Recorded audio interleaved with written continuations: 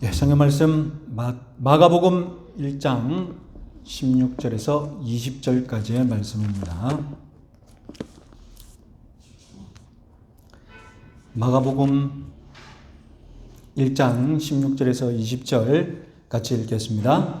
갈릴리 해변으로 지나가시다가 시몬과 그 형제 안드레가 바다에 그물 던지는 것을 보시니 그들은 어부라. 예수께서 이르시되 나를 따라오라. 내가 너희로 사람을 낚는 어부가 되게 하리라 하시니 곧 그물을 버려두고 따르느니라. 조금 더 가시다가 세베대의 아들 야고보와 그 형제 요한을 보시니 그들도 배에 있어 그물을 깁는데 곧 부르시니 그 아버지 세베대를 품꾼들과 함께 배에 버려두고 예수를 따라가니라. 아멘. 예, 지난주에는 이 요한복음 1장에서 제자들을 부르신 것과 마가복음 1장에서 제자들을 부르신 것 한번 비교해 보았습니다. 특히 요한복음은 1장부터 4장까지 예수님이 갈릴리에서 활동하기 이전에 비공식적인 사역들을 기록해 놓았습니다. 그래서 학자들은 흔히 예수님의 공생의 3년을 구분하는데 1년씩 모호한 무명의 1년, 그리고 유명한 1년, 그리고 마지막으로 반대의 1년으로 요약합니다. 그럼 예수님과 제자들이 만난 사건에 관해 요한복음 1장과 마가복음 1장을 어떻게 정리해야 되느냐? 간단하게 1차 만남 그리고 2차 만남으로 결론 짓는 것이 최선입니다. 그럼 궁금한 게 있죠. 왜 2차 만남 때 제자들을 부르셨을까요? 아마 제자들은 어부로 되돌아간 것 같습니다. 그래서 제자들은 예수님을 따르지 않고 있었고 예수님은 그 제자들을 찾아가셔서 다시 부르셨던 것입니다. 파워포인트 다음 봅시다. 그리고 지난 시간에 나를 따라오라 이 명령에 대해 말씀드렸습니다. 다음 파워포인트 보시면 원문으로는 문자적으로 번역하면 내 뒤쪽으로 이런 뜻이 됩니다. 이 명령은 기독교의 핵심 진리를 가르치고 있습니다. 그것은 사람이 아니라 사람이 하나님을 선택하는 것이 아니라 하나님이 사람을 선택한다는 그런 진리입니다. 자, 오늘은 사람을 낚는 어부가 되게 하시겠다. 이 두 번째 말씀에 대해 한번 깊이 생각해 보겠습니다. 유대교의 제자들은 나중에 랍비가 되는 것이 지상 목표로 공부를 하겠죠. 그러나 예수님의 제자들은 랍비가 되는 것이 아니라 사람을 낚는 어부가 되는 것이 배움의 목표입니다. 예수님을 따른다는 것은 곧 예수님처럼 사람을 낚는 어부가 되어야 합니다. 예수님은 지금 단지 제자만이 아니라 이 사명자로 부르시고 있는 것을 유념해야 합니다. 그래서 제자를 선택하는 사건은 구약에서 하나님께서 사명자로 부르시는 사건과 일맥상통합니다. 구약에서도 하나님은 주권적으로 누군가에게 나타나셔서 사명자로 부르겠다고 사명을 던지셨죠. 그 첫 번째가 모세입니다. 모세의 특징은 무엇입니까? 모세는 안 하겠다고 자꾸 변명하고 그래서 하나님께서 설득하고 아주 특별한 그런 경우죠. 또 구약을 자세히 보시면 하나님이 예언자들을 부르시는 장면이 아주 인상적이죠. 이사야의 경우는 어떻게 하십니까? 하나님이 환상을 보여주시는데 전사가 어떻게 합니까? 성전에 있는 제단에서 숯불을 가져와 가지고 이사야의 입에다가 대는 것으로 그 선지자 소명을 주지 않습니까? 예레미야의 경우는 하나님의 손이 예레미야의 입에 닿게 하심으로 또 사명을 주시죠. 에스겔은 강가에서 하늘이 열리는 환상을 보게 하심으로 예언자의 사역을 시작하였습니다. 엘리사는 어떻게 됐습니까? 엘리야가 엘리사를 부르죠. 그때 엘리사가 뭐라고 했습니까? 나는 부모님께 작별 인사를 좀 해야 되겠으니 그 기회를 달라고 했죠. 또 그때는 엘리사에게 그러라고 하고 또 허락을 했습니다. 이처럼 하나님의 부르심은 주권적이고 때로는 가감적이고 때로는 설득적이고 부르심을 받은 사명자의 반응에 따라서 다양했고 결국에는 어떻습니까? 그것이 설득적이든 강압적이든 결국에는 그 사람을 사명자로 선택하시죠. 순종하게 만드십니다.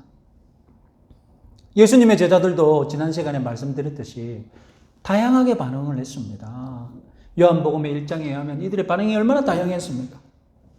사명을 거부했던 모세를 하나님이 끝까지 포기하지 않으셨듯이 예수님도 베드로 형제, 야고보 형제를 기어코 사명자로 삼으시려고 지금 애쓰시고 있는 겁니다.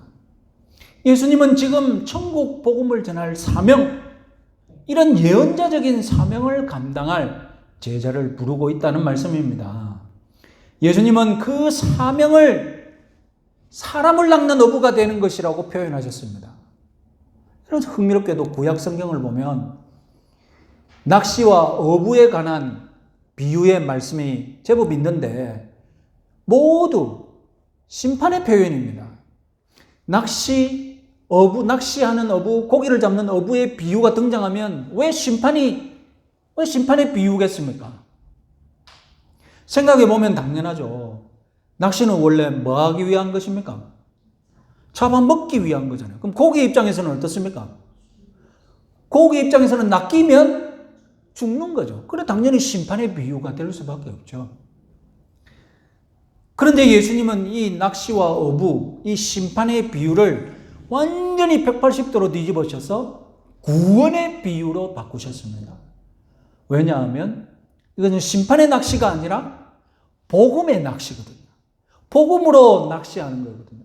그러니까 심판당할 처지에서 복음에 낚이는 바람에 어떻게 된다는 말입니까? 오히려 구원을 얻는다는 것이 예수님이 뒤틀어버린 비유죠. 비유를 뒤틀어버리신 것입니다. 진짜로 중요한 것은 여러분 나를 따르라. 이것은 명령인데 내 뒤쪽으로. 그런데 너희로 사람을 낚는 어부가 되게 하리라는 이것은 약속이라는 말입니다. 이 차이는 의미심장합니다. 나를 따르라 이 명령에 우리는 순종하든 불순종하든 어떻게 반응을 해야죠. 그죠? 따르면 순종하는 거고 안 따르면 불순종하는 겁니다. 그러면 순종하여서 따르는 자에게 약속이 주어지는데 그 약속이 무엇입니까? 바로 사람을 낚는 어부가 되게 하겠다는 약속입니다. 사람을 낚는 어부가 되라 이렇게 명령할 수도 있지만 명령하지 않으셨어요. 사람을 낚는 어부가 되라 만약에 명령하셨다 칩시다. 예, 내가 사람을 낚는 어부가 되겠습니다. 그러면 그 말한 즉시 그 사람이 사람을 낚는 어부가 됩니까? 그것은 온전히 순종할 수 있는 명령이 아닙니다. 주님께서 너는 사람을 낚는 어부가 되리라 명령했고 우리는 즉시 예 사람을 낚는 어부가 되겠습니다. 내가 그렇게 해도 나는 사람을 낚는 어부가 바로 되는 것이 아닙니다. 왜냐하면 사람을 낚는 어부는 한순간의 결단에 의해서가 아니라 수년 동안 훈련을 받아야 되는 것이죠. 그럼 그 수년간의 훈련에 내가 전심전력하면 내 힘으로 사람을 낚는 어부가 될 수 있느냐? 그것도 아닙니다.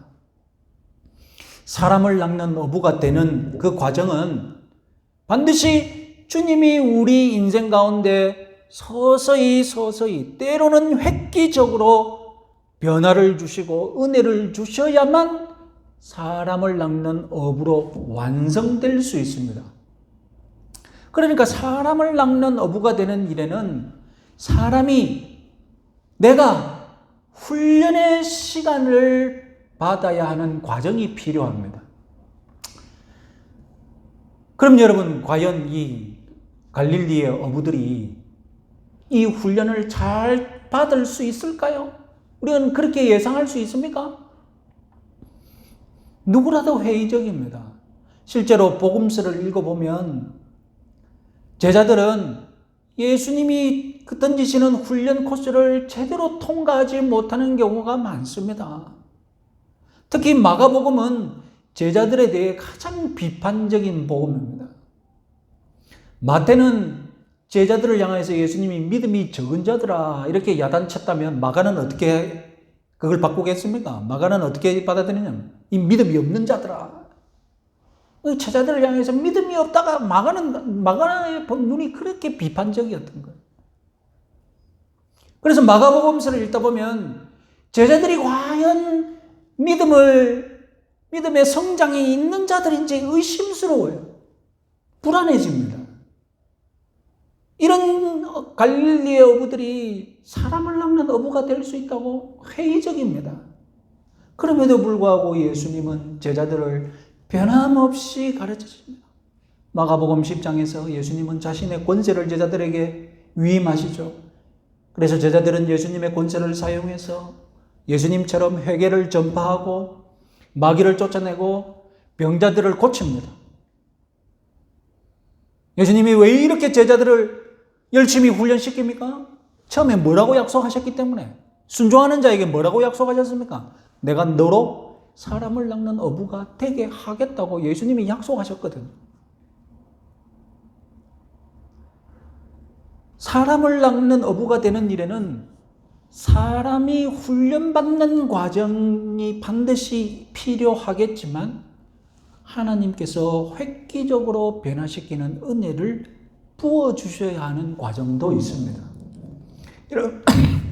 복음서에서는 도무지 가망이 없어 보이던 제자들, 틈만 나면 믿음이 없는 자들이라고 야단맞은 제자들, 사도행전에서 갑자기 어떻게 사람을 낚는 어부가 됩니까? 갑자기 어떻게 수천 명씩이나 사람을 낚는 어부가 됩니까? 사도행전 2장에서 하늘로부터 성령이 임하니까 이들이 점프를 내버리잖아요. 그동안 훈련을 받을 때는 어떻습니까? 훈련을 받을 때는 이들이 성장이 있는지 없는지 도무지 눈에 안 보였어요. 뭐 조금 잘했다 싶으면 이 사탄아 물러가라고 욕도 묻고, 조금 잘한다 싶으면 떨어지고 도무지 믿음이 있는 자들인지 없는 자들인지 보이지 않는데 사도행전에서 갑자기 이들이 점프를 내버렸어. 그 사이에 무엇이 있었습니까? 꾸준히 훈련받은 이들에게 어느 날 하나님께서 성령을 부어주시니 이들이 그동안 훈련받았던 것에 더해서 성령의 은혜 체험해서 사람 낚는 어부가 된 것 아닙니까? 예수님은 제자들을 꾸준히 훈련시키셨고 동시에 성령을 보내주셔서 이들을 획기적으로 변화시키셨던 것입니다. 이것이 바로 사명을 감당하는 제자가 훈련받는 과정입니다. 꾸준히 훈련받는 제자, 어느 날 하나님께서 획기적인 변화의 은혜를 주시면 그 사람은 단 한순간에 능력의 종, 능력의 사명자가 되는 것입니다. 오늘 우리들에게도 똑같이 적용됩니다. 우리도 주님의 제자로서 부족하죠. 그러나 성령과 동행하면 우리는 참된 제자로 능히 살아갈 수 있습니다. 나도 꾸준히 주님의 제자가 되겠다고 평상시에 이 영적 훈련을 통하여서 훈련을 받고 그리고 주님과 동행하고 성령과 동행하면서 어느 날 내 수준이 나의 영적인 경지가 높아지는 거예요.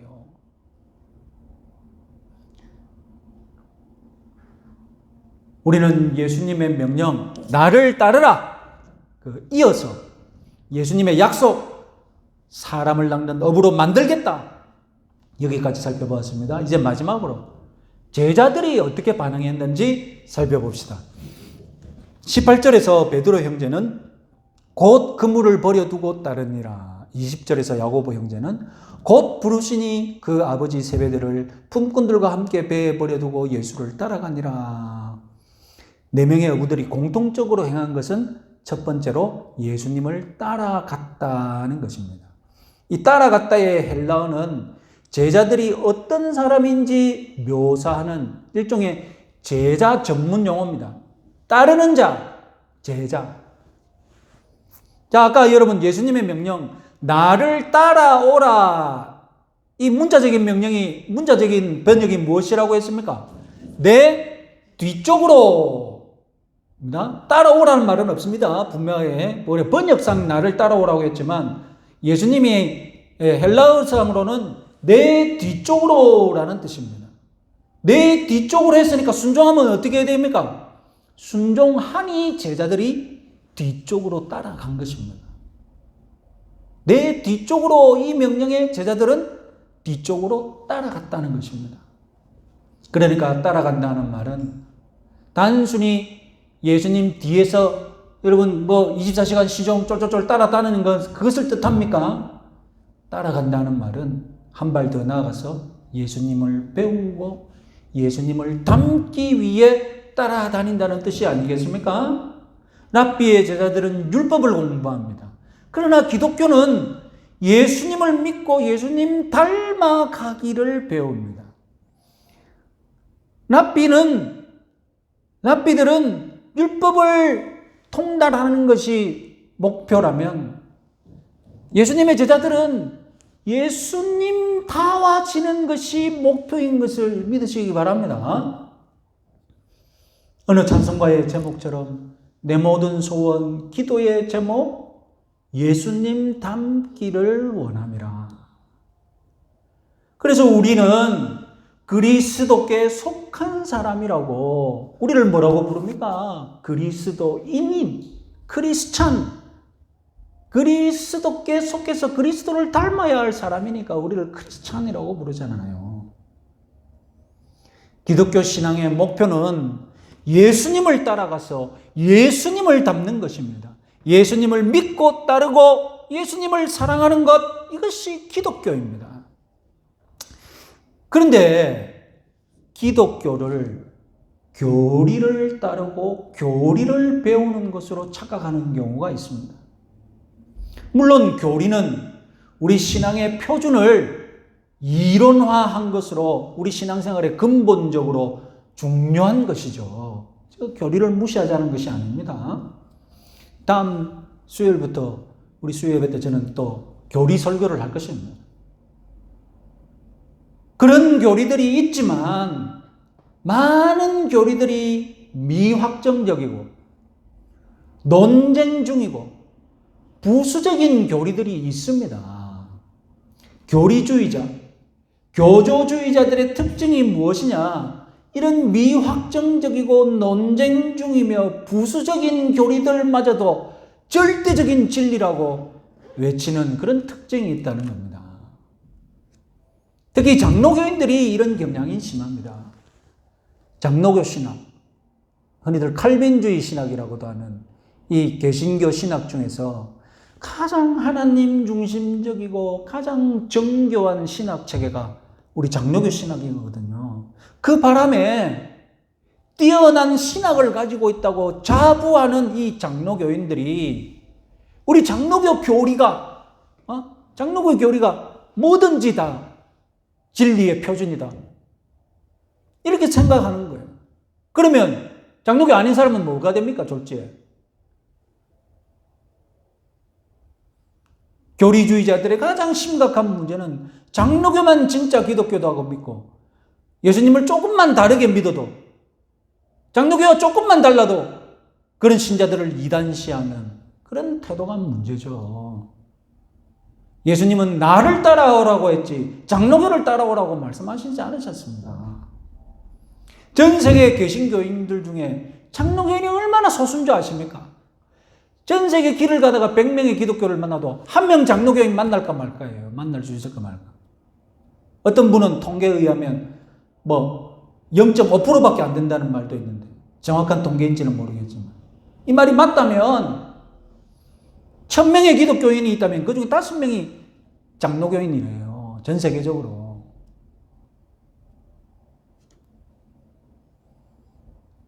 우리 기독교가 원수를 사랑하는 종교인데, 그렇잖아요.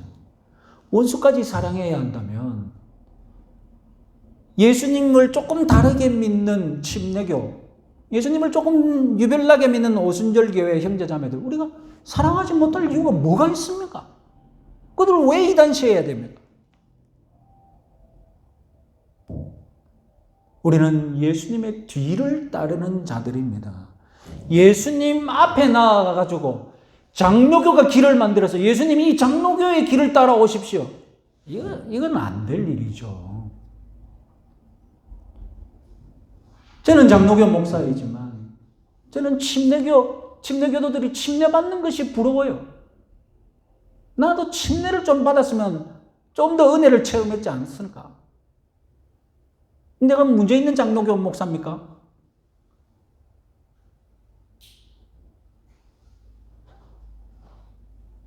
우리는 결코 주님 앞서 갈 수 없습니다. 그저 주님의 뒤를 따라가면서 주님을 어떻게 좀 더 사랑할까? 주님을 좀 더 어떻게 배울까?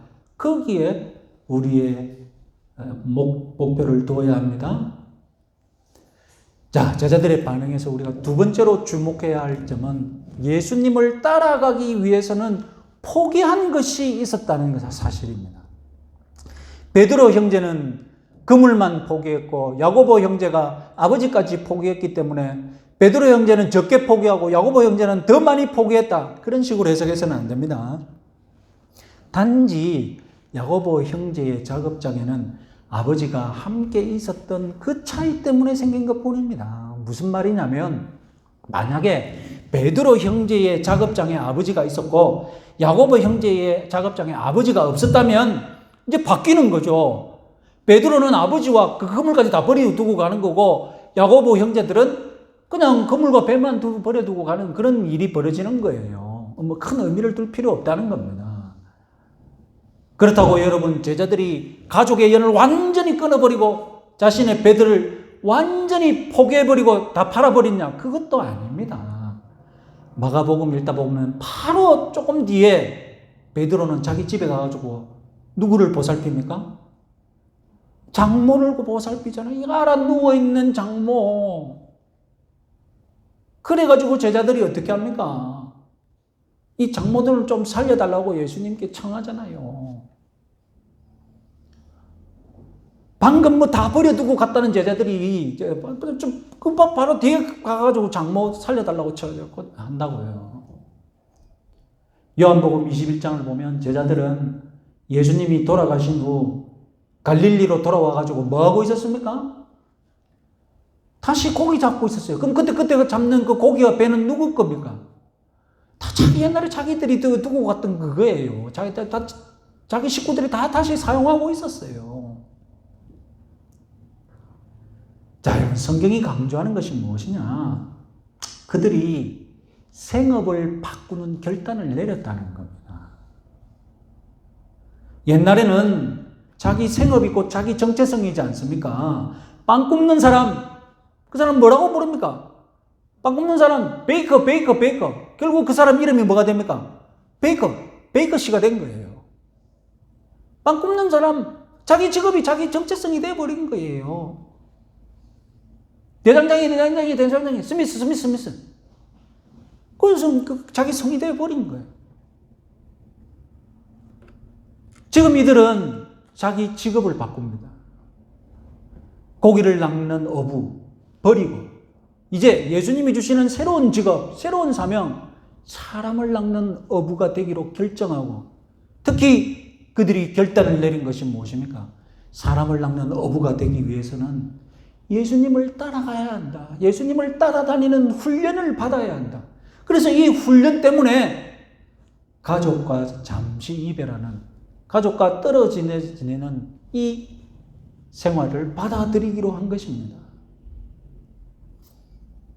제자들은 그날 그 해안가에서 분명히 진심으로 그물을 포기했고 배도 가족도 포기했습니다. 제자들은 진정으로 예수님을 따라가겠다고 결심했던 것입니다. 제자들은 그날 그 현장에서 기꺼이 그물과 배와 가족을 포기했다는 것을 믿으시기 바랍니다. 이제 제자들이 직업을 바꾸면서 무엇을 결단한 것입니까? 이제 내 관심사보다는 주님의 관심사. 사람을 낚는데 여기에 내 인생의 포인트를 주고 관점을 두고 살겠다 한 것이 아닙니까? 그리고 그들은 나중에 결국은 사람을 낚는 어부가 되고, 그리고 고난을 받고, 그들 대부분은 어떻게 됩니까? 순교로 정말로 자기 생명마저 포기하는 그런 삶을 살게 됩니다. 하나님이 우리 영혼을 부르시는 것은 뒤집어 보면 많은 것을 포기하라는 명령입니다. 이것도 누리고 저것도 누리라. 내가 네 영혼을 부를 테니 너는 이것도 누리고 저것도 누리고. 그게 아니에요. 하나님이 우리 영혼을 부르신다는 것은 많은 것을 어떻게 하라는 것입니까? 많은 것을 뒤에 버려두고 나에게 오라는 것입니다. 하나님이 한 영혼을 선택하고 부르시면 그 영혼은 거스릴 수 없는 하나님의 부르심에 응답을 해야 되는데, 응답 안 하면 인생이 꼬이게 되는데, 그런데 이 영혼이 고민해야 될 게 무엇입니까? 하나님의 부르심은 반드시 내가 버려둬야 할 것이 있다는 것 때문에 그게 안 버려지니까 그게 힘든 거예요. 하나님의 부르심은 헌신과 충성으로의 부르심인데, 헌신하고 충성하려면 마땅히 버려야 할 것이 있다는 겁니다. 우리 몸이 두 개가 아닌 이상 우리는 한 길밖에 선택할 수밖에 없습니다. 이 길도 가고 저 길도 갈 수 있는 그런 부르심이 아니에요.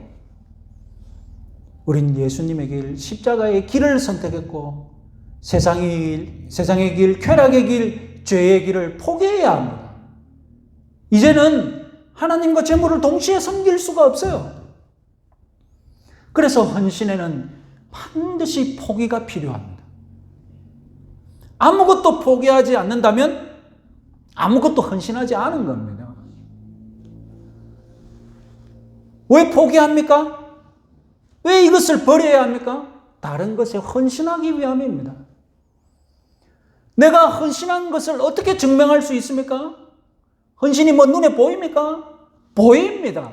내가 포기한 것을 내놓으면 헌신이 눈에 보이는 겁니다. 포기한 것이 없어요? 헌신 안 한 거예요. 충성 안 한 거예요. 버리고 포기하고 헌신하고 충성함으로써 주님의 진리를 따라 진정한 제자도를 걸어가시는 그런 여러분들 되시기 바랍니다. 자, 말씀을 정리합시다. 예수님은 우리에게 나를 따라오라고 명령하셨습니다. 이 명령은 주권적이면서도 은혜죠. 왜냐하면 자격 없는 나에게 예수님이 먼저 찾아오셔서 내가 너를 제자 삼겠다고, 자격 없는 너를 제자 삼겠다고 제자로 불러주셨잖아요. 은혜죠. 기독교는 어떤 종교입니까? 내가 주님을 따르겠습니다. 여기서 시작하는 종교가 아닙니다. 기독교는 어디서 시작합니까? 내가 너를 부르니 너는 나를 따르라. 여기서 시작하는 거예요. 그리고 우리는 그 다음으로 주님이 나를 부르시면 그때서야 주님, 내가 주님을 따르겠습니다 라고 결단을 내리는 것으로 믿음 생활을 시작하는 겁니다.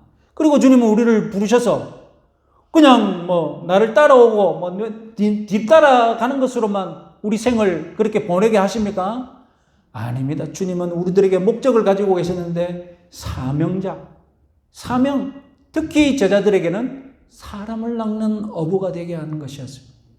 그리고 이것은 명령이 아니라 약속이죠. 내가 따르겠습니다 하는 자에게 주님은 약속을 주시는데, 그렇다면 내가 너를 사명자로 만들겠다. 주님의 일을 감당할 수 있는 사명자로 내가 너를 변화시키겠다. 약속을 주시죠.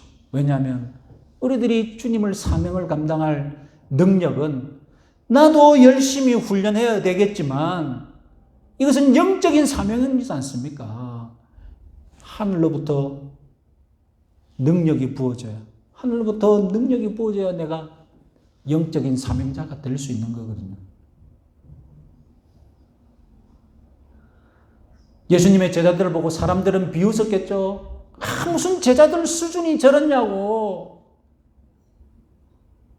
제 제자들이 나중에 예수님 기독교 말 안 먹고도 남을 제자들이라고 사람들은 비웃었겠죠. 그러나 3년 동안 그렇게 속도가 안 나가던 제자 훈련, 어느 날 예수님이 성령을 부어주심으로 그 3년간의 훈련과 성령이 만났을 때에 그들은 이제 훌륭한 사명자로 탄생할 수 있었음을 믿으시기 바랍니다. 우리도 그렇게 주님이 변화시킬 것을 믿으시기 바랍니다. 마지막으로 제자들은 예수님을 따라가는 데에 헌신했습니다. 헌신의 다른 말이 무엇이라고요? 포기입니다. 충성의 다른 말이 무엇이라고요? 포기입니다. 포기. 포기하고 버려야 합니다. 주님이 앞서가시는 길, 그것은 십자가의 길, 좁은 길입니다. 그 길을 따라가는 제자가 되기 위해 나도 포기하고 버리고 따라가시는 그런 여러분들 되시기 바랍니다.